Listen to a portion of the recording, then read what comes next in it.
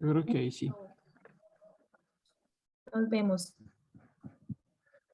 Gracias, suerte.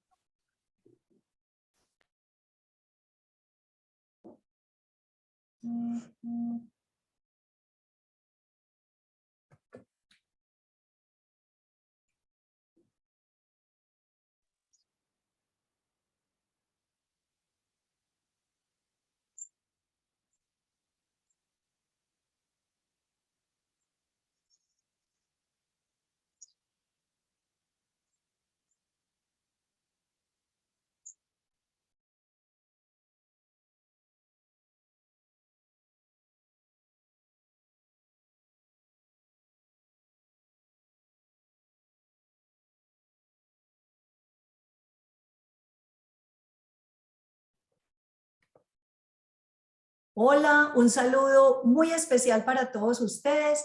Les doy la bienvenida a este encuentro y quiero saludar especialmente a todos esos empresarios, los representantes de las instituciones de educación superior, las alcaldías y las organizaciones que trabajan por la industria del turismo y que hoy se están conectando desde los diferentes municipios de Antioquia. Y muchas personas, por lo que veo, también se están comunicando fuera de nuestro departamento y esto pues obviamente nos complace bastante.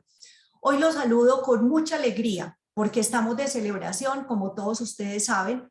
El Día Mundial del Turismo se celebró el pasado lunes 27 de septiembre y para nosotros es un gusto poder festejarlo con todos ustedes aquí en este encuentro en el que vamos a tener el día de hoy. Este año el lema elegido por la Organización Mundial de Turismo ha sido el turismo para un crecimiento inclusivo y se nos presenta como un objetivo para generar conciencia sobre la importancia de nuestra industria, una industria que es generadora de oportunidades para todos, un turismo que lleve desarrollo, que traiga beneficios sociales y económicos a todas las comunidades para que de verdad sí se justifique hacer y trabajar por el turismo. Quiero citar a la Organización Mundial del Turismo con una reflexión que me parece que es muy importante en este momento de activación de la industria y la voy a leer acá. Ellos nos dicen, abro comillas, tenemos la oportunidad de ir más allá de las estadísticas de turismo y reconocer que detrás de cada número hay una persona. Los invitamos a celebrar la capacidad única del turismo de garantizar que no se deje a nadie atrás cuando el mundo empiece a abrirse de nuevo y a encarar el futuro. Y con esta reflexión, de verdad, tengo el gusto de presentar a Josefina Klinger Zúñiga, una mujer llena de magia e inspiradora, que viene dejando un legado muy profundo en las comunidades con las que ella trabaja y sin duda está marcando, está dejando una huella en nuestra industria y en todos los seres que ella tiene la oportunidad, digamos, de tocar. Ella ha logrado sacar lo mejor de su cultura para mostrar la esencia cautivadora que tiene Nuquí. Nuquí, ese destino lindo que se encuentra en el Pacífico colombiano. Josefina ha creado un modelo de turismo sostenible con un alto impacto en el Pacífico colombiano. Con su fundación Mano Cambiada ha desarrollado proyectos sociales, económicos y culturales en los cuales los protagonistas han sido los niños y los jóvenes de las comunidades de la región donde ella ha liderado todo este proceso. Su propósito ha sido muy claro, ha sido el que deberíamos tener todos nosotros y el que estamos invitando hoy a que todos tomemos esa bandera. Su propósito ha sido empoderar a las comunidades para que puedan ser artífices de su propio desarrollo. Y su reto ha sido generar conciencia sobre la riqueza cultural y natural del territorio que permita cuidar todo ese ecosistema y finalmente ofrecer unos servicios turísticos de calidad y generar bienestar para toda la comunidad que finalmente es para la que debemos hacer el turismo. El conocimiento de Josefina, su talento, su carisma y toda la espontaneidad, ahora la van a ver y se van a dar cuenta de la relevancia que tiene lo que les estoy diciendo en este momento, la ha llevado a ella a conseguir grandes reconocimientos a nivel mundial Y en esos reconocimientos lo que se ha hecho es exaltar la entrega de ella y el valor que y darle valor a lo que ella día a día realiza. Me emociona saber que ella hoy compartirá su conocimiento y su experiencia con todos nosotros, su trabajo y el modelo que ha construido a través de Mano Cambiada. Definitivamente son un ejemplo muy claro de que es posible tener un turismo inclusivo que integre a todos los actores y les entregue herramientas para poder transformar el territorio, desarrollando obviamente la economía local y generando riqueza social y económica. Por todo eso y por muchas otras cosas, es un placer contar el día de hoy con Josefina. Josefina, bienvenida. Qué rico tenerte en este espacio. ¿Cómo has estado? Muy bien, Beatriz, muchas gracias. Gracias por tanta generosidad cuando describes. Un abrazo pacífico femenino a todos ustedes. Yo soy Josefina Klinger. Me defino como un espíritu que tiene el enorme privilegio de estar viviendo esta experiencia humana en este cuerpo de mujer negra, de haber nacido en el Pacífico, en este país que amo profundamente, en el departamento del Chocó, la tierra, la selva de los dos mares, y mi ombligo estar enterrado en un sitio espectacular que se llama Nuquí. A nosotros nos enterraban el ombligo en una práctica ancestral para que arraigáramos la vida en ese territorio. Nos marcaban y cuando el ombligo ya había caído nos lo enterraban en un lugar, pero nos obligaban con un elemento de la naturaleza para que cogiéramos como las propiedades de ese elemento de la naturaleza.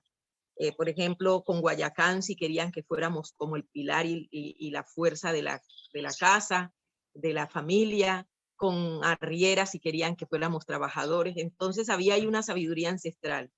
Mi ombligo fue enterrado en un punto que el mar ya se lo tragó, entonces digo que debe andar flotando por donde hay agua. Así que soy de Nuquí, nacida en Nuquí, pero soy colombiana y creo que soy realmente un espíritu que se conecta con cualquier ser del planeta.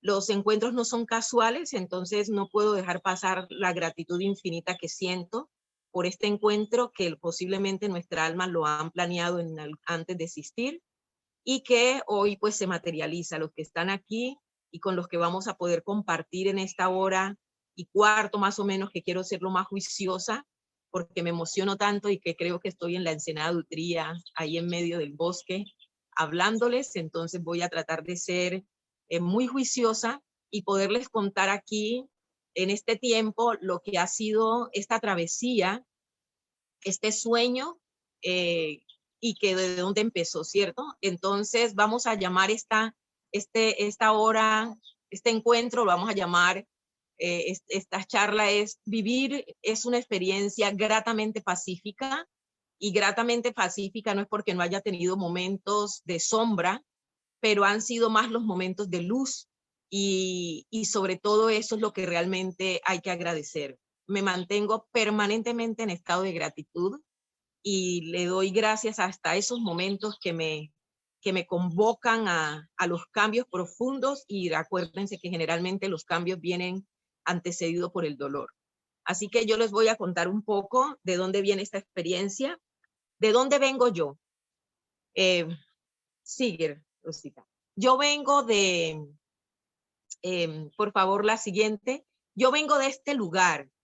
Este lugar donde ven saltando esta ballena es el Parque Nacional Natural Utría, que es una de las salas de parto de las ballenas jorobadas. Utría son 2 paredes de selva donde el mar se mete 5 kilómetros y allá en ese lugar no hay tanta ola, no hay ola incluso. Y ahí paren las ballenas. Yo cuidé por 10 años y medio la sala de parto de las ballenas jorobadas. Mi municipio, que lo van a poder ver en el mapa siguiente, tiene un gran privilegio. Miren ese mapa, yo digo, hasta el mapa es bonito. Y en esa partecita roja que ustedes miran, ustedes pueden ver en el mapa de Colombia dónde estamos ubicados, pero en esa partecita roja es donde está Nuquí, un municipio de 956 kilómetros cuadrados, con unas 45 kilómetros de playa, que cada 6 horas se cubren y se desnudan al ritmo de la marea. Tenemos mareas bajas y altas cada 6 horas. Y en ese pueblo hay 14 ríos. Los pueblos están determinados por el nombre de sus ríos y hay pueblos que tienen 2 ríos.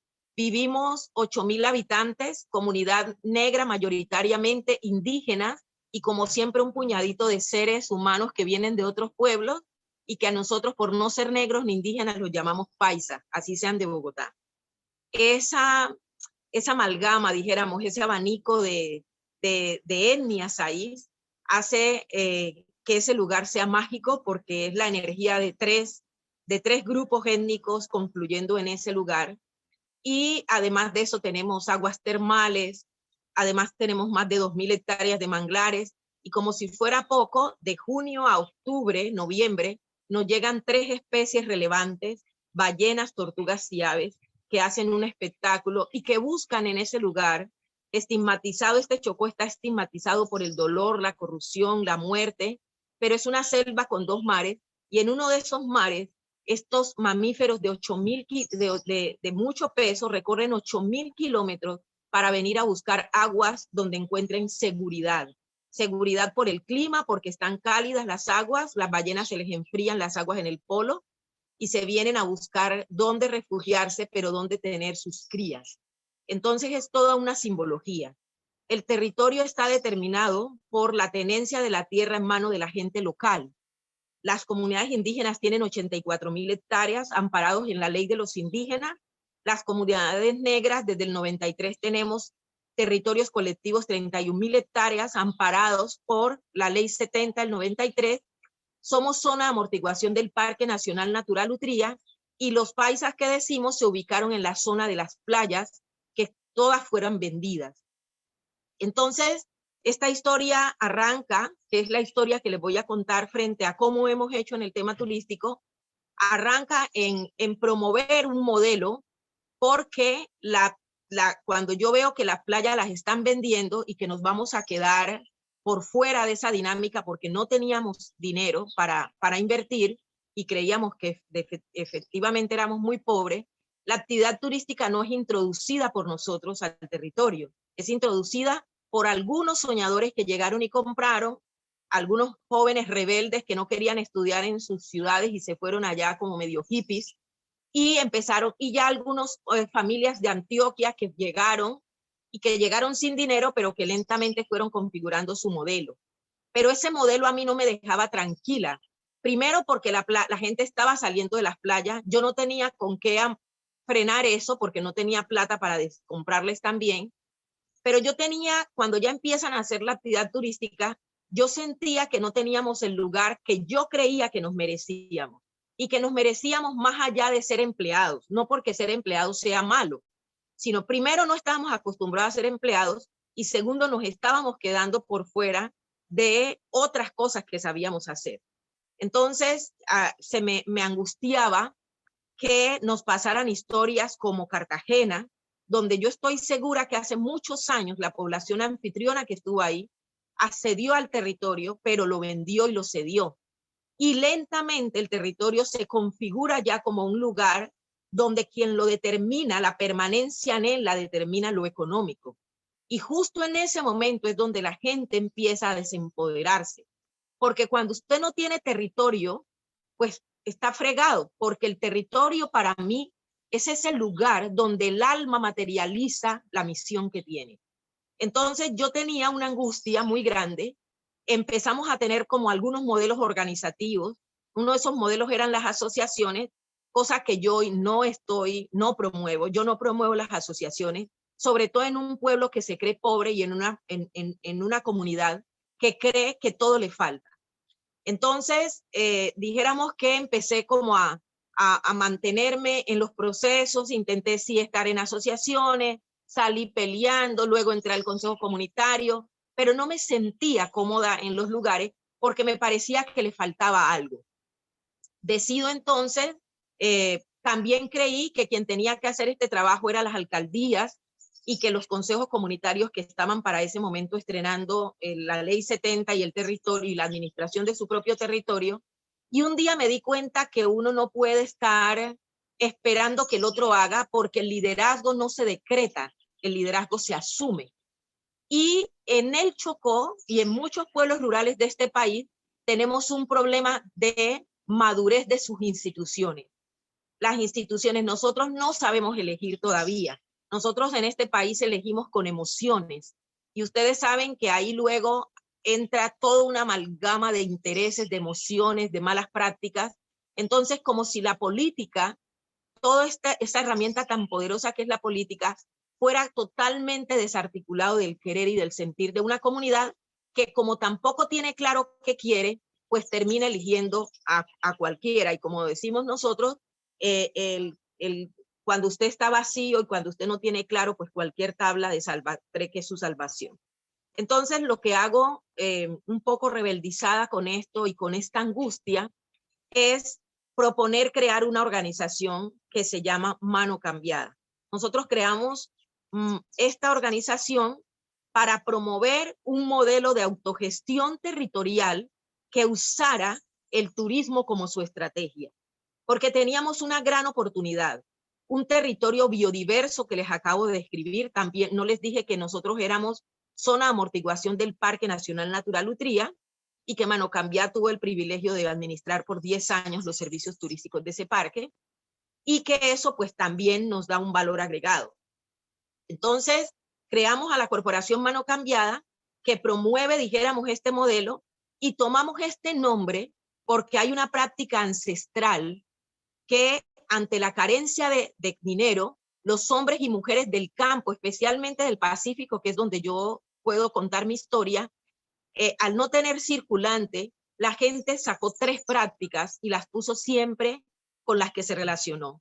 El trueque, que es el intercambio de productos tangibles, ¿cierto? Entonces cambiábamos el pescado por la sal o por el plátano. El mano cambiada, que es la minga, dijéramos que es eso cuando todos vamos y caemos a un mismo objetivo. El aeropuerto en Nuquí es hecho en minga. Ustedes lo pudieron ver. Yo me acuerdo que Antioquia fue muy fuerte en las empanadas que hacían las señoras para poder hacer la iglesia, y así todos caíamos y poníamos lo que teníamos. Y el mano cambiada, que se hace más entre pares, que en algunas partes le dicen mano prestada, y es un intercambio de oficio, y generalmente se hace más entre pares, entre familias, por ejemplo, entre mujeres. Las mujeres la usamos mucho para los partos y la crianza de los hijos, y los hombres la usan más para las prácticas agrícolas, para darse una mano en la siembra y en la cosecha. Entonces, cuando tomamos este nombre, queríamos hacer algo bien interesante que pudiera tener la filosofía detrás. Y un día yo me di cuenta que no solamente era un tema que debía recobrar mi comunidad, sino que debía recobrar la humanidad entera. La humanidad entera está convocada hoy a entender que el dinero no es el único mediador en la relación. Y cuando usted está en un pueblo donde el dinero no ha sido lo que determina la vida, porque no hay tanta circulante, cuando la gente le da sobredimensión al dinero, pierde prácticas como esta, porque esta práctica se empieza a perder cuando entra el circulante dinero, que lo traen los profesores, que lo traen los que ya tienen capacidad de estar trabajando para un empleador, y la relación de pares y de solidaridad se rompe. Y para mí eso realmente es una tragedia. Entonces lo que hacemos es crear esta organización, y esta organización tiene las siguientes líneas. Siguiente. Una línea muy importante para nosotros es que, como les decía, este es un modelo de un trabajo en el que está basado en los valores ancestrales, donde la caridad no cabe aquí. Aquí no hay permiso más para el existencialismo. Aquí no hay más permiso en este modelo, donde usted, por más pobre que se sienta y carente que se sienta, siempre tiene algo que poner.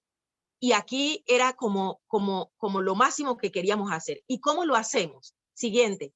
Lo hacemos a través de las siguientes líneas. Mire, cuando a nosotros nos entregan este territorio y nosotros ya nos empezamos a insertar, dijéramos, en esta dinámica, lo que nosotros entendemos es que el sentido del territorio y la responsabilidad en el territorio es distinta para alguien que llegó a tu pueblo, compró un pedazo de tierra, desarrolló su estrategia económica, pero la mayor inversión la deja afuera, y que tarde o temprano se va a devolver para su pueblo donde realmente tiene ese origen. porque así como a mí me enterraron el ombligo y me enseñaron ciertos valores del territorio, pues al antioqueño que fue, le enseñaron ciertos valores. Y la tierra jala, miren, la tierra jala. La gente quiere ir a vivir frente al mar, pero la mayor parte de la gente vuelve a ese lugar donde se fue a recorrer el mundo, pero quiere volver a la casa. Entonces, cuando a nosotros nos secuestraron, que estábamos en este proceso, y nos secuestraban a la gente, hubo un secuestro masivo en Utría, que se llevaron como a 27 caleños, nosotros vimos que el destino se vino a menos y que mucha gente de afuera que tenía su hotel allá, sencillamente se devolvió a dejar que pasara, como digo yo, la marea, y regresó. Y yo hice la siguiente reflexión. Una cosa es para el que viene, compra, y cuando la situación se le vuelve compleja, tiene donde que devolverse, y otros para los que nacimos ahí, pero además decidimos que ahí íbamos a realizar nuestra existencia y a desarrollar nuestros sueños. Entonces yo digo, oiga, nosotros tenemos que jugar de anfitrión, porque jugar de anfitrión es que yo no le puedo delegar a otro que haga por mí lo que yo no he asumido hacer por mí misma y por mi entorno y mi comunidad. Entonces nuestra propuesta se llama jugar de anfitrión. Y jugar de anfitrión para mí realmente no es sino generar todo un modelo de inclusión donde nosotros hacemos una parte, pero donde el que llegó y compró no es nuestro enemigo. Necesitamos que esas empresas estén vivas, necesitamos que esas empresas sean exitosas, pero necesitamos que esas empresas sean coherentes, de no creer que son sostenibles porque hagan buenos procesos ambientales, si no pagan con justicia a la gente nuestra que emplean, si no incluyen una cadena de valor que permita que lo que nosotros sabemos hacer también pueda servirles a ellos, porque el viajero está cambiando de manera de viajar. Ya no es ese turista que quiere dejar la plata en un solo hotel, porque además el hotel no es el destino, el hotel le da soporte a lo mejor que tiene el destino, que son esas experiencias con ese encuentro entre la esencia del pueblo y el confort de un hotel.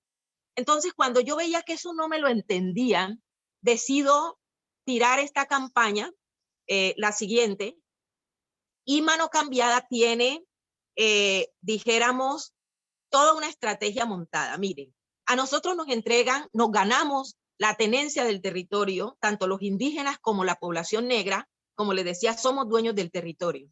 Pero yo veía que los jóvenes se seguían yendo, primero porque hay un imaginario que adentro no se progresa. Entonces el joven lo preparan para que se vaya. La misma educación es descontextualizada. Estamos aprendiendo a leer, los niños están aprendiendo a leer, están aprendiendo matemática, quieren hacer deporte de surf, de fútbol, de natación, pero la escuela es cerrada, de cemento mal hecha, con paredes deterioradas, con pupitres sin calidad, sin batería sanitaria, y le siguen enseñando a los niños a que reciten cuántos ríos tiene Colombia, pero no le enseñan a valorar la importancia de cuidar el agua. Entonces yo tenía una revolución en mi cabeza y yo decía, aquí hay que hacer una minga en todo el sentido, y me di cuenta que el turismo era un sistema que permitía jalonar el desarrollo. Si los papás de nosotros, si los jóvenes, si sus papás no estaban insertados en la dinámica económica y se rentabilizaban, ni el papá iba a estar enamorado del territorio, iba a seguirse sintiendo pobre, ni el niño iba a estar conforme en el territorio y va a salir disparado y se va a ir. Entonces lo que dijimos es que el territorio había que rentabilizar, pero debíamos aplicar la rentabilidad del territorio con esa esencia de valores que nos habían enseñado a través de la minga. Y es posible, y la minga, economía en minga, para mí le dicen ahora cadena de valor, ¿cierto? Ya pues los técnicos les buscan nombre, pero pues yo digo hace años lo veníamos haciendo porque es una cosa que fluye del alma. Y aquí les voy a decir cómo es que usted realmente hace un negocio inclusivo. La primera característica que usted debe tener para poder ser incluyente es desprenderse del afán de capitalizarse de forma individual y rápida. Es seguir estableciendo jerarquías, dejar de establecer relaciones verticales para hacer relaciones de pares. Entonces nuestra economía y nuestro modelo es en minga, ¿por qué? Porque si yo soy buena en la hotelería, eso que ustedes ven ahí eran las habitaciones de Utría, en medio de un entorno de selva, y en la otra ventana daba al mar. Y ahí ustedes de esa ventana podía ver pasar la ballena, porque paren ahí adentro de esa ensenada. Si nosotros éramos tan buenos en hotelería, ¿para qué nos enredábamos en la lancha? Si había más de 10 o 15 familias que tenían lanchas que podían traernos el turista desde el aeropuerto y entregárnoslos en Utría. Si el turista entraba por Nuquí, lancheros de Nuquí, transportadores de Nuquí, lo recibían, alguien los recibía en el aeropuerto, no era el lanchero que los recibía porque había alguien también de la cadena de valor que debía estar en el aeropuerto pendiente, que debía coger a ese turista y llevarlo para comerse, aterrizarlo con un sabor, que entrara de una vez con un buen sabor a través de una limonada, a través de una aromática, a través de una empanadita de pescado, lo coge luego el transportador de Nuquí. Si era por Bahía, lo coge un transportador de Bahía y hace el mismo proceso. Luego pasa a donde nosotros somos buenos ahí, nos especializamos en eso y hacemos que nuestra cadena de valor se vaya volviendo bien buena. ¿Por qué? Porque ese turista se lo vamos a soltar. Los empresarios a veces no sueltan el turista porque dicen que no van a saber cómo hacerlo y darle el mismo nivel de calidad. Pues prepare su cadena de valor. Ahora, tiene que tener confianza porque sí es verdad que corre el riesgo.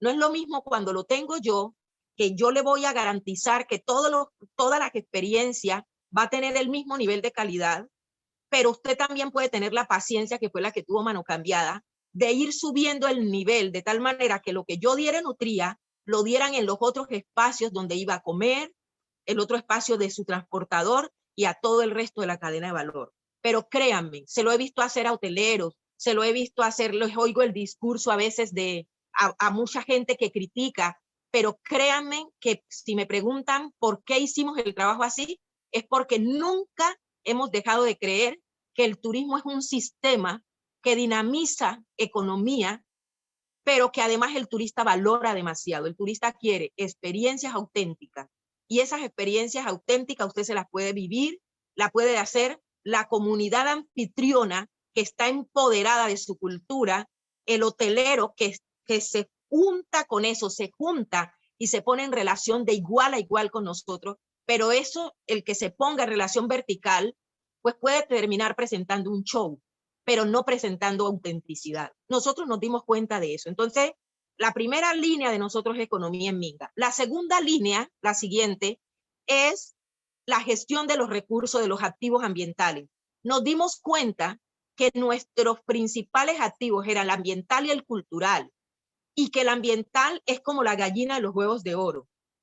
El turista hoy está sensible con su riqueza, con la responsabilidad ambiental. Él siente que el manglar lo debe cuidar, que no debe ya botar basura. Ya el turista incluso a veces está más educado él que el anfitrión, que el pueblo. Usted en el pueblo todavía ve ciertas debilidades, porque vuelvo y le digo, la institucionalidad de nosotros casi no va al ritmo que van los emprendedores sociales y a veces los empresarios. Pero usted no puede decir, como allá no lo están haciendo bien, en este espacio no lo voy a hacer bien. No. Nosotros promovemos para que usted sepa que desde que desciende de un avión en un pueblo pequeño como el de nosotros, usted hace impactos sociales y ambientales, hace impacto social demostrativo y hace impacto ambiental con sus buenas prácticas. Pueden ser positivos o negativos. Entonces, estos recursos los gestionamos de buena manera. El turismo nos ha servido para redescubrir el territorio, nuevos atractivos turísticos, más cascadas, que la gente deje de cazar y de tener malas prácticas para pescar y que se convierta eso en una oportunidad para el turismo. Entonces, nosotros no ponemos en la mesa pescado de talla pequeña. Nosotros, si sabemos que hay una especie que está en peligro de extinción, no la ponemos en el plato del turista, del visitante. Y esos son acuerdos. Nosotros no servimos en desechables ya. Y estamos haciendo un proceso para que cuando usted llegue a ese destino, sienta que de verdad estamos enamorados del recurso ambiental, porque es un legado para nuestros hijos y yo creo que ya para toda la humanidad, porque ya pocos lugares quedan tan en buen estado como lo es nuestro. Sigamos.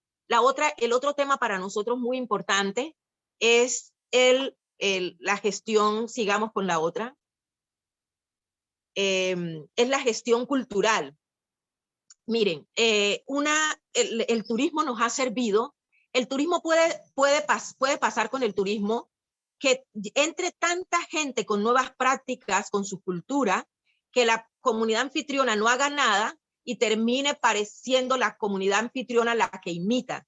El turismo hace impacto social demostrativo en la medida que el turista no se da cuenta de eso, ni el hotelero se da cuenta de eso, el empresario a veces no, y si se da cuenta no es que haga mucho, pero la comunidad anfitriona, el que tiene que jugar de anfitrión, es el que empieza a recibir los impactos cuando la vida le cambia. Un ejemplo, en Nuquí los niños, nunca un hijo le iba a pedir moneda a una vecina que lo ponía que le fuera a traer un coco.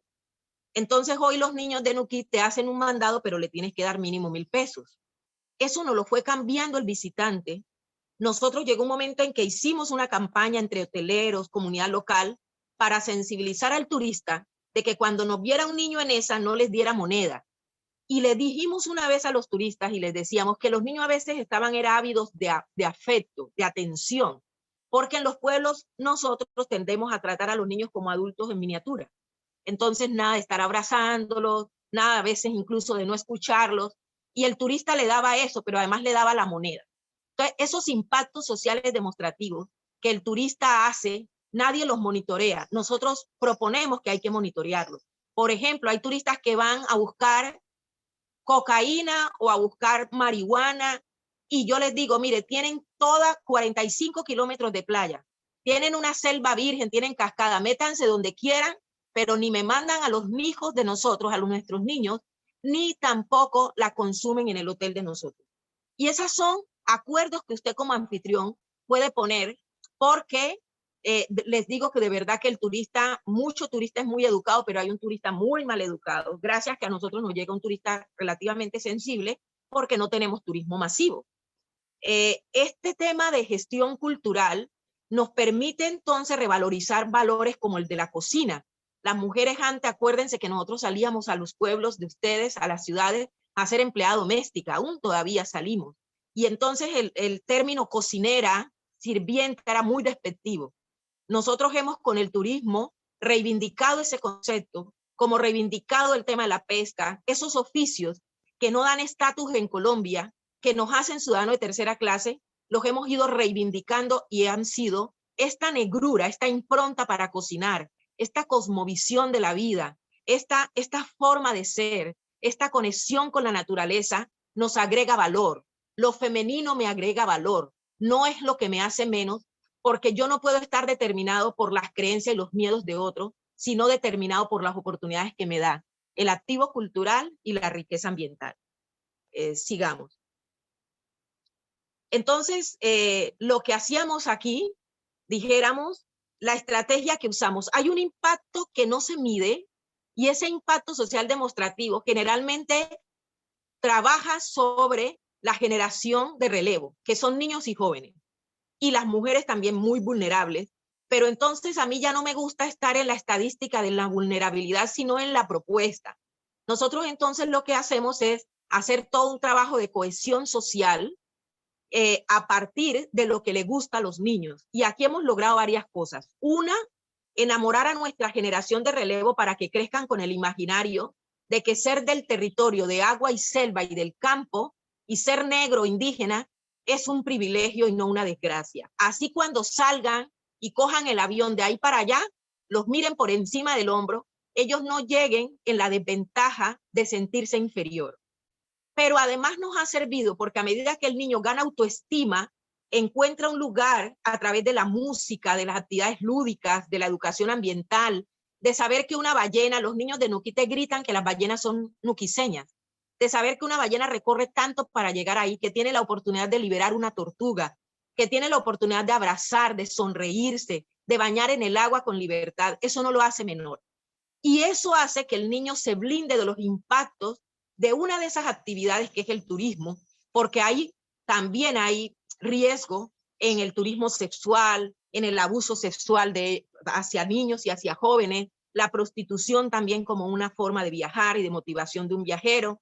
Entonces el niño se blinda y a la vez hacemos la campaña con el turista. Entonces yo les puedo decir a un turista tranquilamente en una conferencia, en una charla, si usted su sueño erótico es una negra, pídamelo a mí, que yo a esta edad le voy a decir si sí o no y por qué, pero un niño de 14 años y una niña, usted no tiene derecho en su estadía aquí de unos días dejarnos esta comunidad trasegando una tortura como es eso.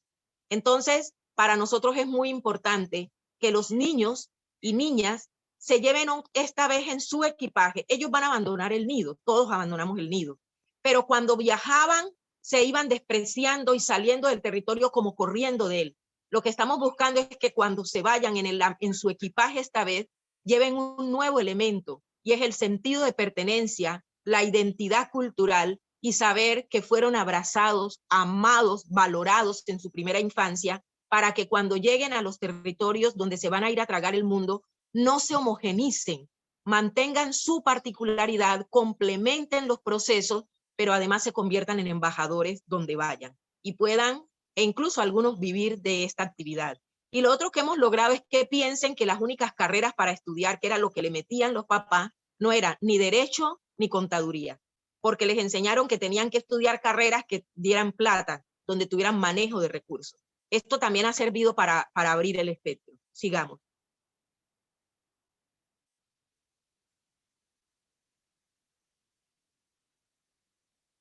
Bueno, la otra línea que Mano Cambiada trabaja es el liderazgo para establecer relaciones de pares. Y aquí les voy a decir una cosa, miren, en este modelo y sobre todo en la nueva humanidad, nosotros no vamos a hacer lo mismo después de esta pandemia, después de este problema de guerra tan profunda y de conflicto que tenemos también como país. No seremos los mismos. Es decir, yo no puedo salir a la otra orilla actuando de la misma manera como actuaba en la orilla anterior, que me trajo tanto dolor y que me trajo tanto aprendizaje.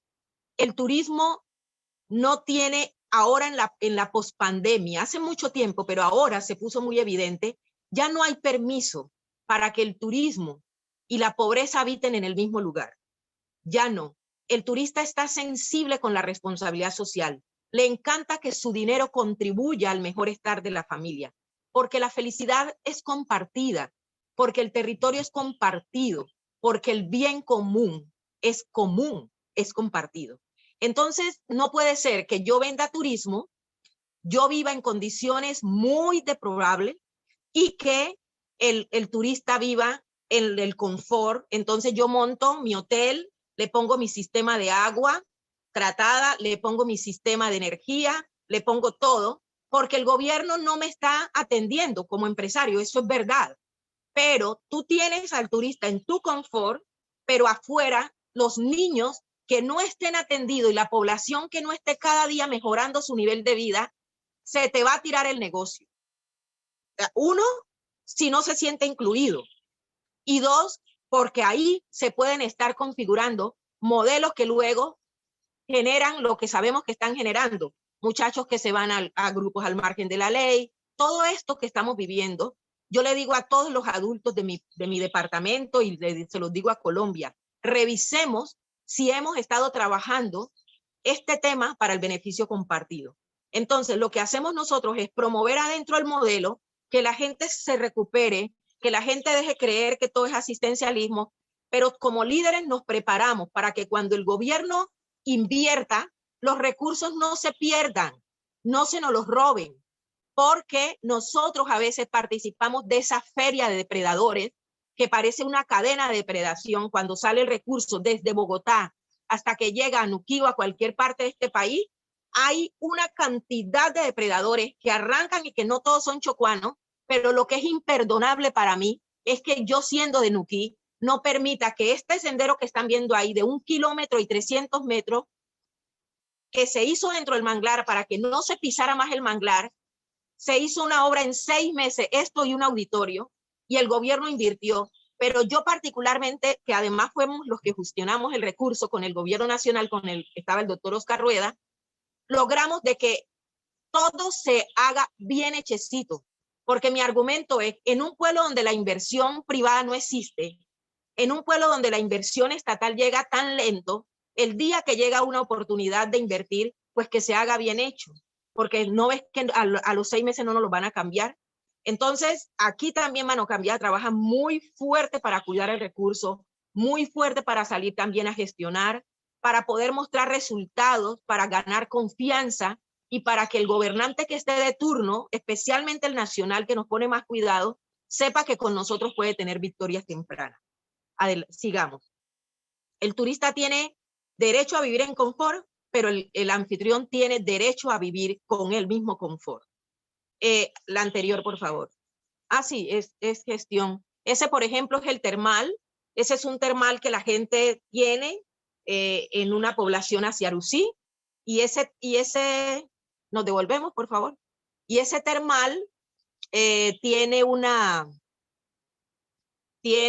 lo que hicimos con el gobierno fue pedirle que nos los dotara un poco, que nos los arreglara. Mucha gente dice, no, antes era más bonito, pero no tenía, la infraestructura no tenía tanto soporte, no habían baños, no había restaurante, no había una zona de spa. Entonces, esto fue una obra para nosotros, que además cuando la misma comunidad va y pide, y el gobierno escucha y viene e invierte, eso va generando inspiración para los otros. Sigamos. Este tema, la otra estrategia para nosotros es el tema de marketing. Por muchos años en la vida, por muchos años, nosotros hemos estado en el foco, pero de la mala prensa. Y no porque los periodistas sean los que digan mentiras.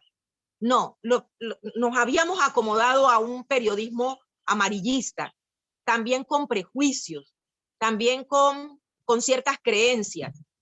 Lo que nosotros empezamos a hacer es que ya no íbamos a ser generadores de mala prensa, que mientras nosotros estuviéramos en esta alianza, nosotros lo que queríamos era visibilizarnos. Y aquí les tengo que confesar una cosa, miren, yo decía, a Capurganá, ¿qué le pasó? Cuando uno piensa en Capurganá, hay gente en Colombia que todavía cree que Capurganá es Antioquia. Cuando uno piensa en Capurganá, piensa en los hoteles con piscina, pero no piensa si ese pueblo tiene fuerza cultural. Cuando uno piensa en San Andrés, piensa en Decameron, hotel, sol y playa y todo incluido. Entonces, cuando Nuquí empezó a configurarse unos hoteles, empezaron a referenciarnos, era con ese hotel. Y yo decía, nosotros no somos un hotel con pueblo. No, nosotros somos un pueblo que vibra, que tiene historia, que tiene fuerza, y dentro de eso hay hotel. Y lo principal de un destino son las experiencias dentro del destino con su gente, y el hotel es el que le da soporte a esa experiencia. Y no era que los hoteleros hubieran hecho su estrategia de marketing por maldad, donde nosotros apenas salíamos con el plato en la mano, sirviéndoles la mesa o la lancha o la guianza. No, eso era la realidad de él. Quien tenía que hacer este trabajo, desmarcarse de esa sombrilla, éramos nosotros. Y ahí hicimos esa negra con la selva en la cabeza, porque además tiene una fuerza política. Primero, el publicista que la hizo, cuando la mandamos a hacer, pues hicimos un estudio de mercado, se hicieron unas encuestas, y todos los turistas dijeron que lo mejor que tenía Nuquí éramos nosotros, la gente. Somos gente amable. Y me acuerdo que empezamos a buscar, a diseñar esto. Primero nos estaban apoyando, pero nos condicionaban, no me dejaban hablar con el publicista, hasta que logramos desmarcarnos también de ahí y ir con nuestros propios recursos, buscar un publicista, sentarnos a él, contarle lo que soñábamos, y este hombre ha salido con esta propuesta. Y esta propuesta es con la selva en la cabeza. Nosotros teníamos una deuda porque nos enseñaron a ver la selva en los pies, a pisarla. Colombia todavía no se ha dado cuenta que en los recursos naturales tiene la oportunidad de su vida como país. Y más nosotros, que nos asustaban diciéndonos que éramos pobres. 2, que el pelo había que alisarse. 3, que lo femenino era la tragedia y era lo que nos hacía vulnerables. Entonces, cuando este hombre hace la propuesta después de lo que le explicamos, nosotros dijimos, esta es, y llegamos a esta marca. Porque aquí, la único rol que tienen las negras en Cartagena no es estar con la batea de fruta en la cabeza. Entonces, ahí salen. Y eso manda un mensaje subliminal. Ese mensaje de que ese es nuestro único rol. No, pues nosotros nos queríamos desmarcar. Y también nos queríamos desmarcar, entonces nos pusimos la selva en la cabeza, y ponernos en la cabeza es gestionarla, es mirarla con inteligencia, es llevarla con orgullo. Es decir, el territorio es femenino, porque lo femenino, ese lado femenino que todos tenemos, los hombres los tienen, nosotras lo tenemos, ese lado femenino es lo que es creativo, es lo que pare. Entonces, esta marca se convirtió en, y él dijo, voy a destacar dos cosas, la mirada y la sonrisa.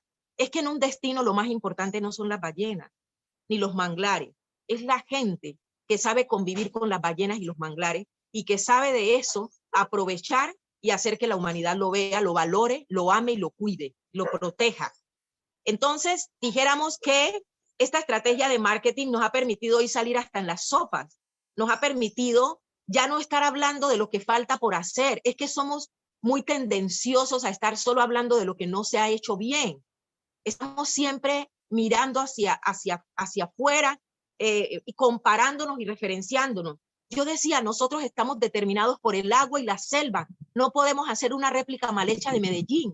No somos Medellín. Ellos no tienen el mar al frente ni tienen la selva al frente. Por ende, hagamos nuestro propio modelo para que ellos vengan, aprovechen el modelo y se devuelvan y nos dejen los recursos. Esto fue una pelea dura, no ha sido fácil. Todo no está hecho, no tenemos la verdad absoluta, pero tenemos un pedazo de esa verdad que hemos querido desarrollar. Esa marca, bueno, está Mano Cambiada, está la del Festival de la Migración, está la de Utría, que les decía que es un útero, es como un útero donde paren las ballenas, y esta estrategia de marketing la empezamos a trabajar primero con una empresa, luego el chico que trabajó con esa empresa se independizó, y uno de esos días donde yo quiero tirar la toalla, porque les digo que las comunidades joden, ¿oyeron? Demasiado. Pues si uno a veces amanece peleando con uno mismo, imagínense uno cómo en un proceso no pelea con medio pueblo. Y en esos días alguien me había hecho una embarrada con el dinero y yo decía que ya no iba a seguir más que esta joda, que yo no sé la gente por qué se enamora de la plata, esa cantaleta que es muy propia, yo no sé si de las demás mujeres, pero la mía sí. Y ahí me entró una llamada y fue este chico, Sebastián se llama, que me dijo, José, es que estoy pensando en usted, usted se acuerda de mí, yo fui el que hice tal marca.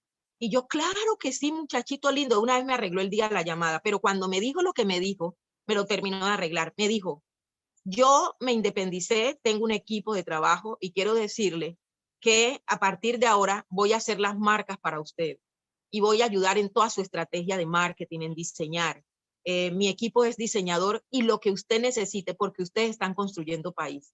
Casi me pongo a llorar y desde ahí este hombre hace Mano Cambiada con nosotros. Maravillosos. Entonces aquí todos los días ese sueño del Mano Cambiada se me cumple.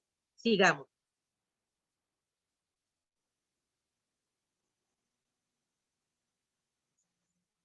Bueno, nosotros esto lo teníamos que superar, ¿no? Los retos que nosotros teníamos, dijéramos, como destino que superar, era primero el paradigma de pobreza, de víctima y de asistencialismo.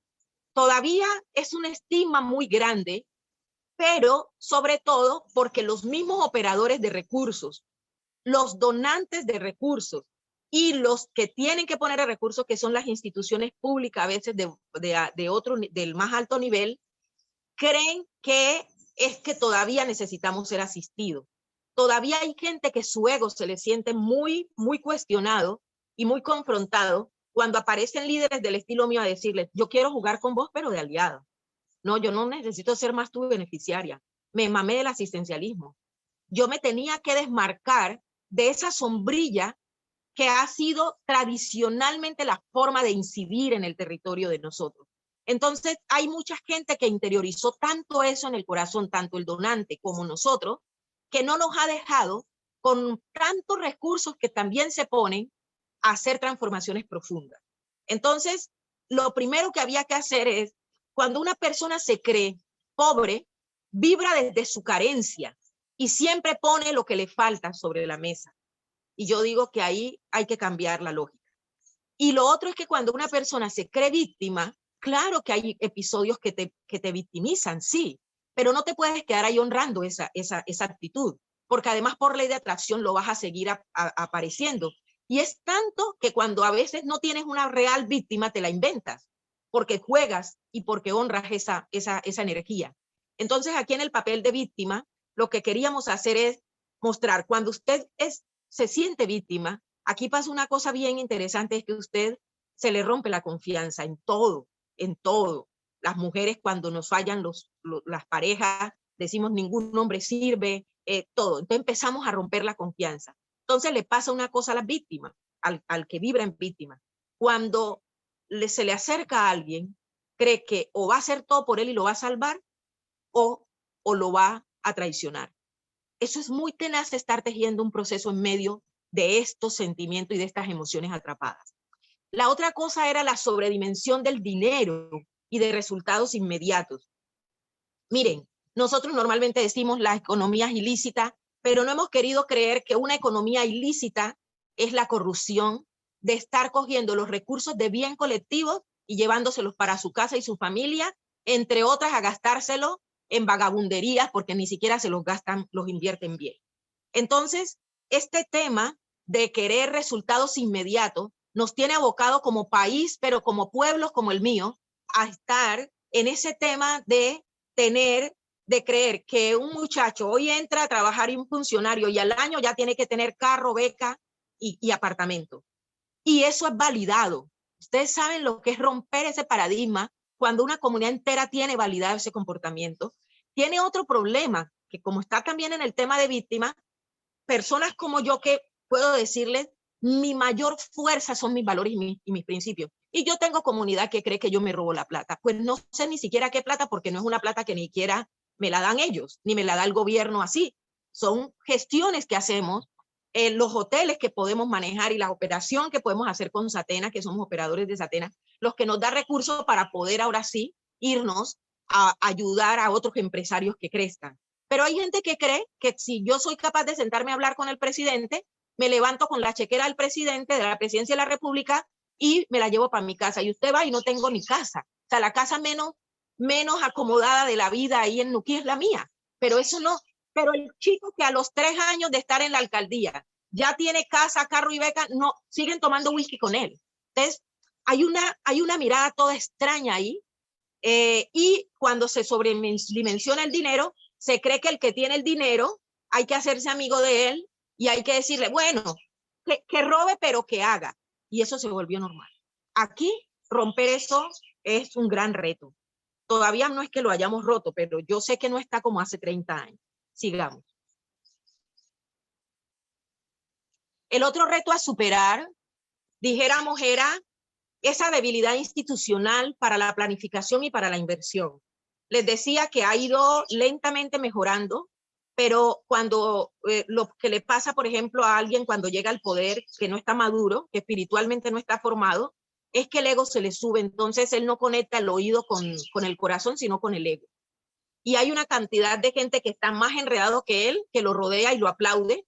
Entonces usted termina teniendo instituciones. Yo tuve 16 años, 4 administraciones seguidas, donde era prácticamente declarada no grata por las administraciones. Y lo que hicieron fue que como no le ponían cuidado al tema turístico, porque consideraban que me hacían un honor a mí, pues entonces me dejaron actuar sola en el tema turístico. Por eso es que ahora me les veo tanto. No es porque yo sea lo mejor que haya allá y lo máximo, es porque en pueblo de ciego el tuerto es rey. Si ellos no funcionan, pues el que funciona lo empiezan a referenciar, no es más. Así que tampoco es pues para venir aquí, como digo yo, a chicanear. Y el otro es el estigma de inseguridad de país y de sus territorios. Nosotros tuvimos una gran esperanza con el acuerdo de paz. Yo pude ver crecido los ingresos ostensiblemente en Nuquí en el 2016, 2017, pero gran. Y de verdad que al irse nos desvaneciendo, nos hace mucho daño. Nosotros fuimos capaces en este trasegar de tener episodios donde la guerrilla se nos llevaba turistas y tener episodios donde los paramilitares nos detenían, periodistas que queríamos irles a mostrar a los colombianos que no estábamos muertos como destino. Y ahí por lo menos había una ruta claramente respetada. Hoy, en el nuevo escenario no del posconflicto, porque Colombia no ha entrado al posconflicto, ha entrado al posacuerdo. Ahora después, en este posacuerdo, lo que ha pasado, y yo lo dije en algún escenario turístico, lo dije, que yo tenía miedo con lo que venía después del acuerdo de paz, porque ahora se iba a poder evidenciar que el único perverso de esta dinámica de la guerra no era la guerrilla, y que habían otras perversidades camufladas y que se iban a poner en evidencia, pero que se iba a volver tan peligroso porque ahora sí no íbamos a saber de dónde eran las balas, porque ahora no sabemos quién es el enemigo. Esto, para los que trabajamos turismo, ha sido muy complejo. Sin embargo, yo siempre creo que ante la desesperanza, lo único que nos tiene que mantener vivos es la esperanza. Y la invitación es para que cada uno de nosotros seamos una luz. Yo digo, yo quiero ser esa antorchita que nunca se apague, para que cuando los otros tengan sus lámparas apagadas y les dé la gana de encenderlas un día, tengan dónde ir a prender la lámpara. No voy a poder iluminar el mundo posiblemente, pero yo sé que hoy estamos conectados desde el espíritu en toda la humanidad. Somos de la misma fuente, en diferentes barcas, pero en la misma marea, como digo yo. Sigamos. La otra, dijéramos que aquí quiero contarles cuál es ese país que yo sueño.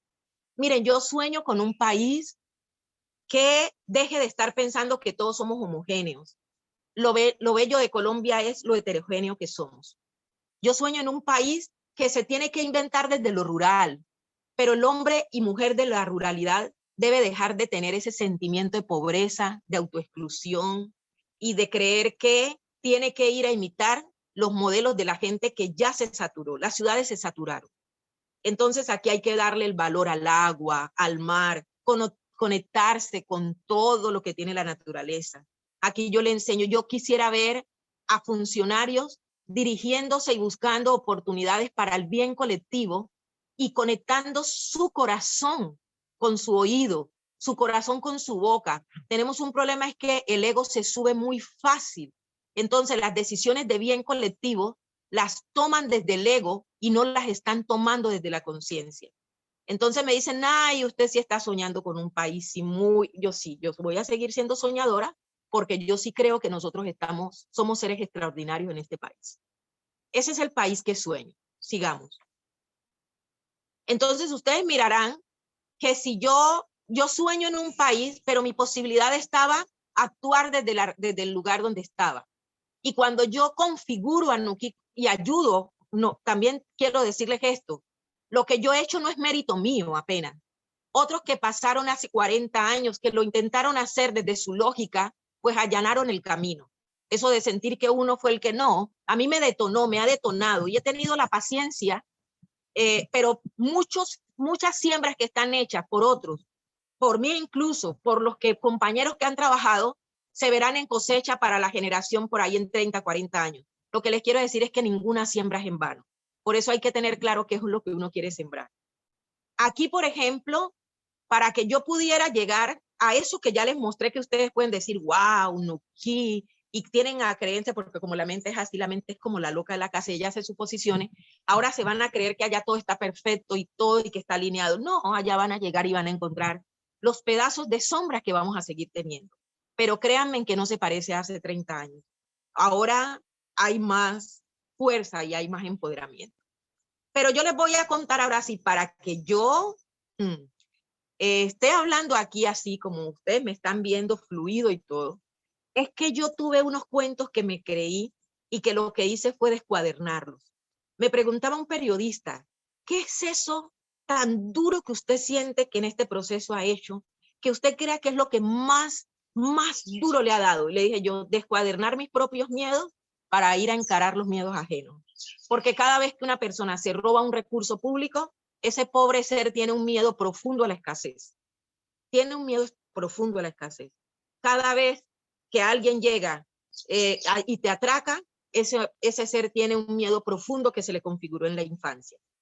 Cada vez que un empresario no es inclusivo y vive chicaneando de que puede hacer certificación y todo, es ese miedo profundo que tiene a no ser reconocido.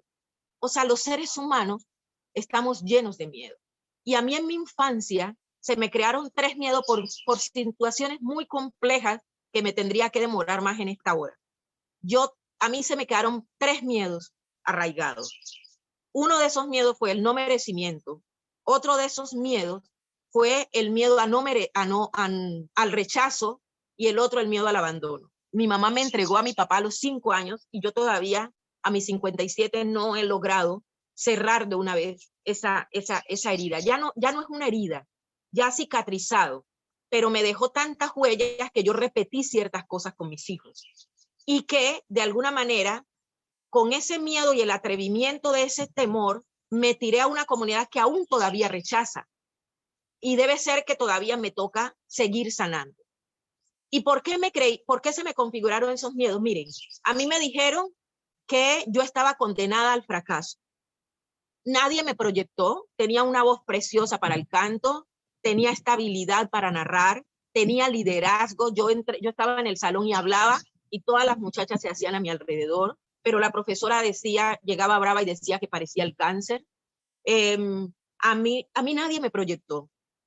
A mí me tocaba hacer oficio a los 6 años, entonces yo digo que yo trabajo desde los 6 años.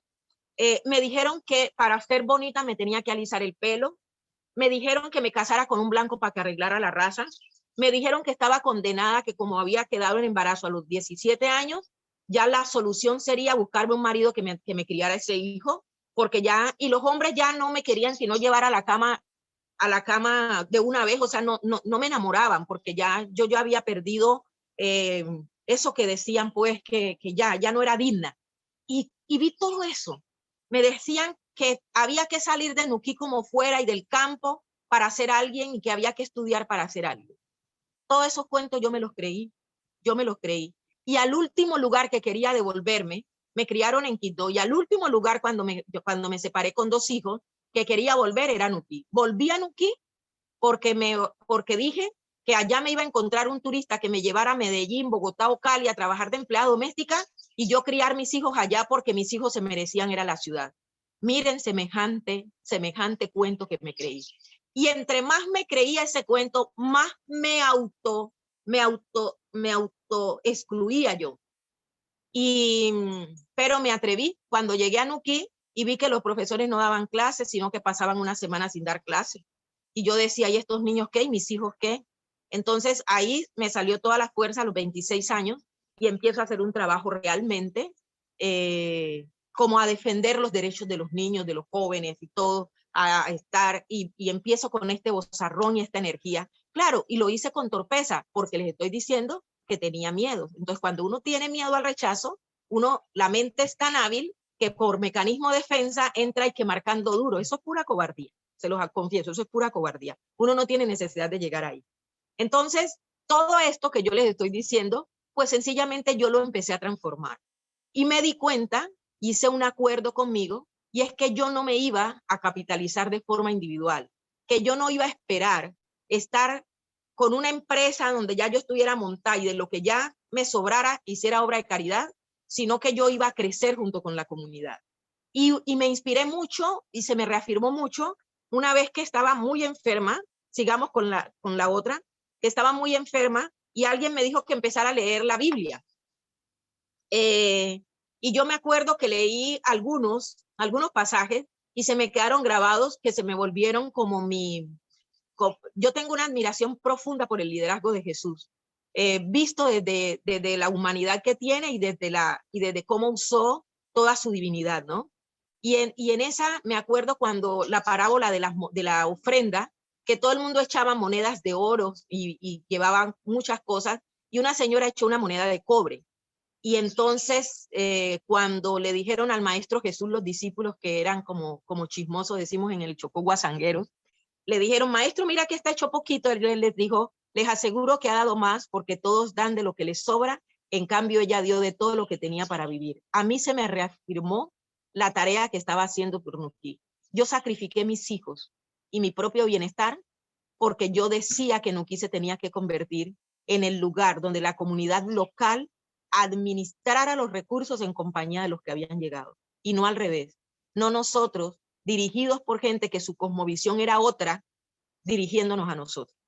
Yo tenía que ayudar a Nuquí a jugar de anfitrión y sobre todo que se reconociera ante el mundo como un lugar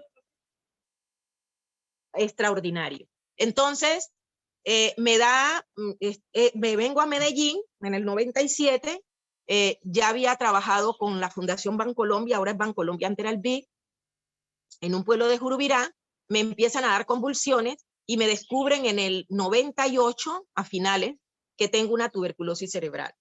Y el médico que me trató, un pereirano de apellido Klinger también, me dijo, le dijo a mis hermanos, no tengo explicación humana para decir cómo se salva con una enfermedad de esta.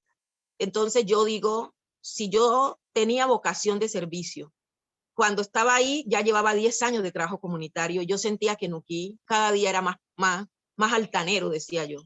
Cada día se iban con los politiqueros, pero no querían hacer cambios. Y yo decía, Señor, ¿por qué esto? Estaba en Medellín con esa enfermedad, me traté de recuperar ahí, y entonces ahí en esa cama le pregunté a Dios que por dónde era, y ahí tuve respuesta. Y me dijo, es que lo estás haciendo desde la reivindicación material, del color de piel, del género, de la ubicación geográfica, de los pobres contra los ricos. No, lo tienes que hacer desde el espíritu, porque la pobreza es un estado espiritual que materializa lo que el espíritu cree. Y lo tienes que hacer con la nueva generación. Yo dije, miércoles, yo con esta vida tan mundana, porque uno asocia la espiritualidad con la religión, y eso no tiene nada que ver. Entonces, lo que hago es comprarme un boleto que me regalaron y me devolví para Nuquí, y desde ahí arranqué 99, ya estamos en el 99, y desde ahí lo que hago es arrancar para Nuquí, darle dimensión a mi trabajo y darme cuenta que yo no estaba aquí pasando cuentas de cobro, que yo no estaba haciendo este trabajo para que los pobres se volvieran ricos, que yo quería hacer un trabajo profundamente espiritual en un territorio que es un territorio de luz, es un territorio donde usted literalmente se sana porque usted se encuentra irremediablemente con su ser interior, y que tenía que hacerlo con esa nueva generación. Entonces hace más de 20 años vengo preparando una generación que hoy puedo decir que me releva ya, que yo ya puedo estar en otras zonas, en otras partes del país, fuera del país, e incluso Nuquí sigue dando de qué hablar, la gente sigue, los que están en sus procesos están, pero el proceso de Manocambiá, que es un pedacito, no somos del todo, pues está también dando sus resultados. Pero ahí tuve que hacer los siguientes acuerdos. Nunca más me iba a quejar, nunca más. Era demasiado privilegio haber nacido ahí y tener esta vida y estar encarnado en este cuerpo, en esta negrura, en esto femenino, en poder estar viva, en poder respirar, reírme, llorar. Eso era un privilegio.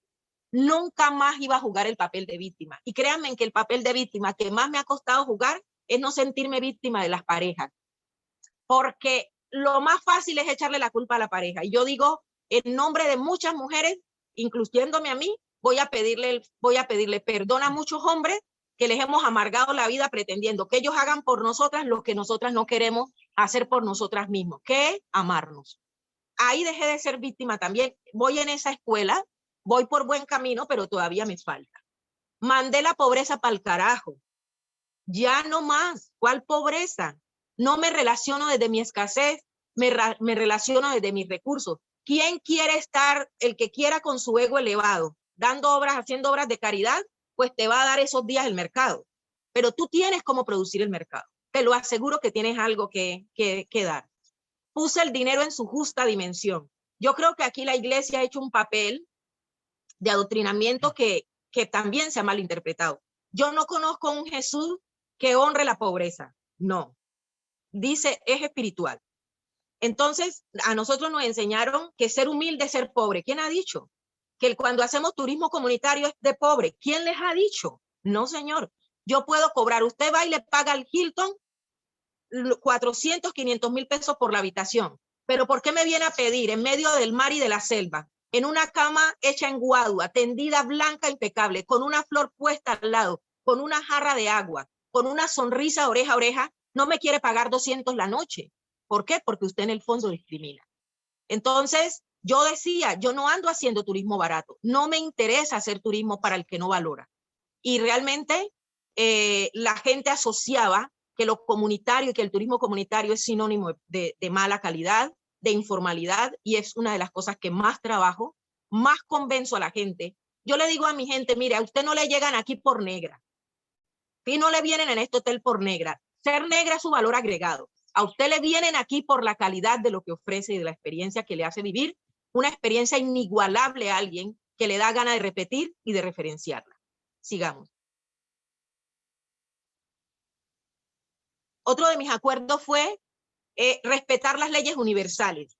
Miren, el universo tiene leyes como ley de causa y efecto, ley de compensación. Los únicos que nos desmarcamos de esas leyes somos nosotros cuando hacemos parte de esas leyes, ¿cierto? Usted no siembra una mata de tomate y al otro día va por lulos. No, pues ni da lulo, ni sale al otro día. Usted se va al mar Pacífico y se da cuenta que la marea baja y sube cada 6 horas y que usted puede tener todo el poder del mundo y no la va a poder bajar antes de la hora. No, no, su poder ahí no vale. Nosotros, la luna nos influencia el mar. Si la luna es capaz de influenciar el mar, más a nosotros que hacemos parte de esa misma energía. Entonces los viejos me dicen que en la época en que no había energía en los pueblos, ellos trabajaban mucho más consciente con las fases de la luna, en la siembra y todo. Pero en las relaciones de pareja, yo decía, cuando hay una mujer que estaba muy difícil de conquistarla, uno esperaba que hubiera luna llena. Miren eso tan bonito. Eso es lo que hay que recuperar para que la nueva generación conozca y se conecte. Yo respeto las leyes universales. Yo sé que cada siembra tiene una cosecha. Y yo he declarado el 2021 como un año de cosecha. Y hay veces que no, y las cosechas traen de todo fruto. Y traen más fruto dependiendo de lo que haya sembrado. Entonces usted va a tener cosechas dulces, pero hay otros, o hay una combinación de saladas, de ácidas, porque realmente el universo es coherente. Amo la vida y los seres, amo la naturaleza. Yo amo la humanidad. Y no me importa en qué cuerpo esté encarnado, ni cuál sea su inclinación. No, yo amo la humanidad. Yo no he hecho este trabajo para chicanearle al mundo. A mí me gusta ver cómo alguien que tenía su mirada arrastrada, hoy la puede hacer en relación directa, mirándonos a los ojos. Yo creo que ese es como de mis mayores pasiones. Yo les puedo decir que yo no negocio los valores y los principios. No doy soborno, no acepto, no me importa que mi empresa no crezca, ningún funcionario que me venga a decir que le dé regalos por haber hecho su trabajo. Si voy al aeropuerto no paso plata por debajo de cuerda para que me vendan el tiquete. No, no lo hago. Y me dijo alguien, usted tiene un mundo que no existe. Le dije, me encanta mantenerme ahí. Pero es a eso lo que yo llamo sostenibilidad. Porque usted puede tener victorias tempranas, pero no sostenible. Administro mis egos, todavía estoy en esa lucha. Mire, el ego es muy atrevido, la mente es muy tendenciosa. Entonces, a veces lo que les decía, nosotros no estamos conectando los sentidos con el corazón. Es otra cosa después de pandemia, este retiro de cerrarnos la boca con el tapaboca, de meternos al interior de nuestras casas y nuestras habitaciones, no ha hecho sino de interiorizar. Es la hora de interiorizar, pero es la hora de conectar el corazón con los sentidos. Hay gente que me dijo, es que el corazón no se mete en los negocios. Pues me da mucha pena, pero es hora de meter el corazón en los negocios. El próximo turista viene a que usted lo abrace y no tiene que manosearlo. Lo abraza con cada detalle que usted hace. Él tiene que sentir que es exclusivo lo que hizo para usted. Y yo recibí al presidente Santo y su familia, a Pacho Santo y su familia, a los ministros, los recibí ahí y los traté de la misma manera que traté a los 1.500 niños que llevé al Parque Utría a estar en contacto con las ballenas y a que pudieran estar una noche. Y había niños que me preguntaban, José, ¿y esa cama es para mí? ¿Y yo me puedo acostar en esa cama? Sí, usted se puede acostar. Porque Utría lo que nos enseñó es que no hay estrato social para la felicidad. El universo no tiene esas regulaciones que los humanos tenemos. La otra cosa es que yo no soy más beneficiaria de nadie, yo soy aliada. Y el que no juegue de aliado conmigo en relación horizontal, yo lo dejo pasar. He dejado pasar bastante apoyos, pero el donante que viene a que yo le honre su ego, con eso me da tanta pena, pero como yo estoy todavía peleando con el ego mío, pues también ya sé despachar los egos ajenos. Establecer relaciones desde el espíritu fue una de las mejores cosas. Cuando yo le di más fuerza a mi voz espiritual, cuando yo le di más fuerza a esto que tenía dentro, a esto que vibraba, cuando me di cuenta que somos una sola fuente, mi lenguaje se volvió, mi narrativa dejó de hacer reclamo y se volvió mucho más seductora. Por eso es que el mensaje puede llegarle a los gurús de alguna línea, a los empresarios más empresarios, a la gente más humilde en cualquier parte. Esto que yo les estoy contando, la gente lo entiende y sobre todo, no tanto lo entiende, lo siente, que realmente es la era en la que estamos entrando, la del sentimiento. Sigamos. Para decirles entonces que este es un sueño del alma, ¿no? Yo le digo a mis hijos, cuando usted desee, quiera cumplir un sueño, a mí me enseñaron a no soñar. A mí no me enseñaron a soñar más bien. Y la gente cuando no tiene esas familias nucleadas, esas familias cuidadoras, los niños están por ahí, uno sobrevive y entonces no se sueña. Y yo le digo a mis hijos, para usted lograr un sueño tiene que seguir estos 3 pasos. Anhelarlo con el alma. Cuando lo anhela con el alma, lo pone en presencia de esa energía y en esa frecuencia energía de orden súper especial. Tiene que trabajarlo con juicio todos los días, hacer esfuerzo, todos los días hacer algo para lograrlo y tiene que esperar los resultados con paciencia. No puede estar metiendo atajo, no puede estar diciendo trampas para poder llegar. Miren, la vida es tan coherente. Yo digo, usted jamás ve un árbol de guayaba volverse mango para agradarle o para sacar provecho. Es lo que es. Y la naturaleza no deja de ser porque nosotros no seamos. El universo tiene otra lógica y lo que tenemos que hacer es insertarnos en esa lógica. Y si así vamos a hacer turismo de aquí en adelante, este turismo va a ser inclusivo. Es que no es inclusivo porque usted me dé el tema de los vuelos a mí. No, es inclusivo porque usted, la verdadera misión del turismo es tocar almas, es mandar. Yo decía, yo voy a reeducar a Colombia. Cuando vengan a Nuquí, no saldrán siendo las mismas personas. Todos sus paradigmas o gran parte de sus paradigmas tienen que estar descuadernados. ¿Cómo voy a inspirarte a que descuadernes paradigmas si yo no estoy siendo coherente? Y usted mira la naturaleza y la naturaleza es coherente. Entonces, decirles que muchas gracias, que la inclusión para mí es una decisión políticamente correcta y gratamente pacífica, que es la única manera que hace de reconocer a los otros. Esa foto que están ahí es del Festival de la Migración. Es una fiesta que hacemos para niños, como les decía. Los niños son felices, se insertan en esa dinámica de la comunidad y van a crecer sabiendo que nacer en el agua de las ballenas jorobadas es un privilegio, como es un privilegio, y el sueño es que todo Colombia lo sepa y se sienta privilegiado de tener una selva con 2 mares. Muchas gracias. Josefina, muchísimas gracias. Voy a pedirle el favor a Rosita que nos ayude abriendo los micrófonos, invitándolos a todos ustedes a que abran los micrófonos y que le demos un sentido aplauso a Josefina, de esos que salen desde el fondo definitivamente del corazón. Un aplauso de verdad, Josefina, y muchas gracias por habernos acompañado en este espacio. Definitivamente ha sido muy ¡Wow!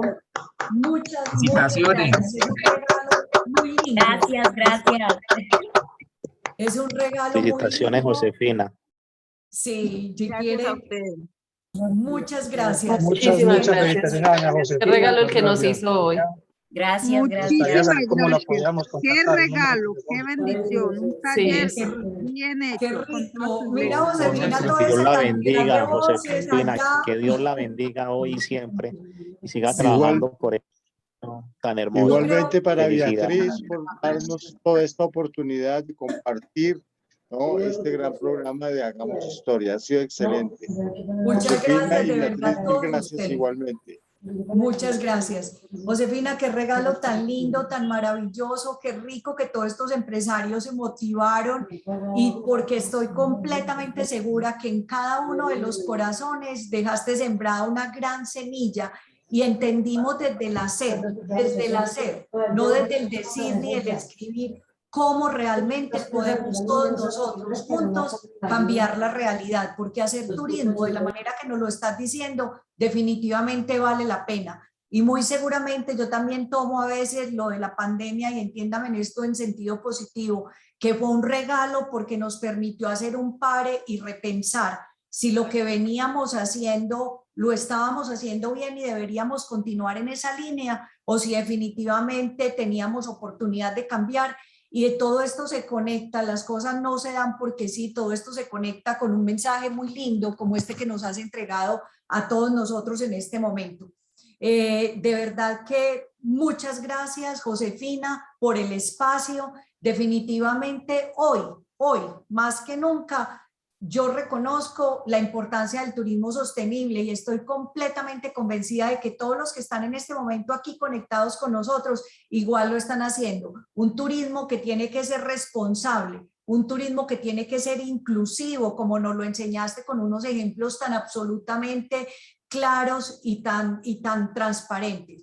Hoy nos mostraste el valor que tiene ese turismo rural comunitario, unos aprendizajes muy grandes que cada uno de los que estamos aquí sentados, desde el rol que estamos desempeñando, yo creo que nos fueron saliendo una gran cantidad de ideas y decir, mira, en nuestra comunidad, en el pedacito donde yo estoy, puedo administrar, yo puedo tomar esto y hacer lo siguiente. O sea, que hubiésemos entrado unas personas y con seguridad vamos a salir otras personas con mucho más conciencia. Te felicito y te felicito en nombre de todos los empresarios por esa labor, por la entrega, por la pasión que impregnas y porque nos ayudas a movilizar a las personas. Así es como realmente uno logra alcanzar los grandes objetivos.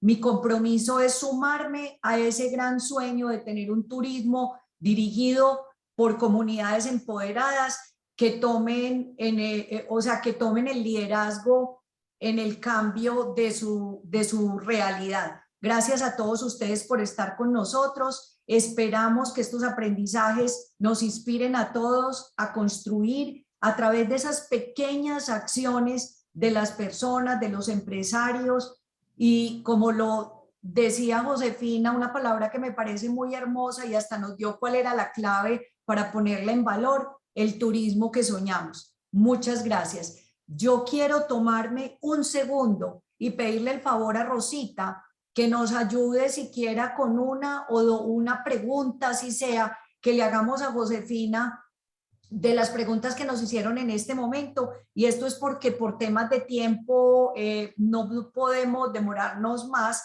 pero sí me gustaría, Rosita, que tú que fuiste leyendo allí de manera juiciosa las preguntas, nos hagamos siquiera una para Josefina y que ya luego de esto también tenga la oportunidad de despedirse. Bueno, claro que sí, Josefina. Por acá tenemos una pregunta de Marcela Salazar, que es más de esos cómo ustedes han realizado eso. Nos pregunta que legalmente cómo está constituido Mano Cambiada. Para hacer esta labor social, ustedes son una ONG, un operador turístico, ¿cómo está configurado ya, digamos, ese tema empresarial? Bueno, sí, muchas gracias. Miren, nosotros creamos una corporación. La creamos en el 2006, es más, acabamos de cumplir 15 años. Creamos esta corporación, pero era como la ilusión de hacer mucha cosa por comunidad, de todo, pero nos dimos cuenta que no nos íbamos a rentabilizar porque íbamos a depender de los recursos ajenos, ¿cierto? Y tenemos mucha competencia en eso, hay mucha gente muy buena buscando recursos y lo que les decía, para irnos a beneficiar. Mientras madurábamos íbamos a tomar mucho tiempo. Entonces, lo que hicimos fue crear esta corporación y a esta corporación le creamos una operadora. Entonces nosotros tenemos una organización sin ánimo de lucro con la que hemos hecho este trabajo y luego creamos una operadora de turismo comunitario. Y ahora creamos una plataforma que se llama Andando, donde tú puedes entrar a comprar, porque lentamente hemos ido avanzando. Lo que sí le recomiendo a todos los empresarios, por pequeños que sean, es que no les dé miedo legalizarse. Porque a nosotros nos venden la idea de que nosotros como creemos que apenas tenemos derecho y no deberes, entonces tenemos el derecho a que el gobierno nos dé, pero no estamos formalizados. Yo, ¿cómo se llama? Me multaron las primeras veces porque no tenía idea que era la DIAN, le tengo pánico a la DIAN, le tengo un respeto absoluto, pero no sabía. Entonces los primeros meses no sabía que tenía que ir a declarar ¿cómo se llama? La retención en la fuente, así fuera en cero. Entonces, aprendí a las malas, pero como ustedes tienen la Cámara de Comercio, pues ya no tienen que pasar a las malas como aprendí yo. ¿Listo? Entonces, pero no les dé miedo legalizarse, porque hoy, cuando mucha gente está discutiendo, pero ¿por qué todo con mano cambiada? Yo lo que les digo es caminen y se formalizan para que cuando una empresa viene a hacer negocio con usted, necesita que usted esté formalmente legalizado. Entonces usted se pierde oportunidades. Eso es lo que tenemos nosotros. Una corporación que administró el Parque Utría y una operadora que hoy opera los vuelos de Vallasolano y Nuquí de Satena. Con cada una hacemos, todas dos son independientes, dijéramos, pero el mismo dueño. Muchas gracias. ¿Hay alguna Yo otra creo, pregunta, Beatriz, Rosita? no, dejemos hasta ahí también por temas de tiempo. Perfecto. Varios nos están preguntando el tema de la grabación. La grabación va a quedar en el canal de YouTube de la Cámara para que también puedan acceder a ella y en el sitio web del proyecto. Y también les enviamos un enlace para que puedan contarnos sus comentarios de la sesión de hoy. Ahí se los puse en el chat. Muchas gracias, Rosita. Bueno, Josefina, unas palabras finales para todos los que están aquí conectados. Fueron más de 140, 150 personas que tuvimos conectados. Un mensaje último.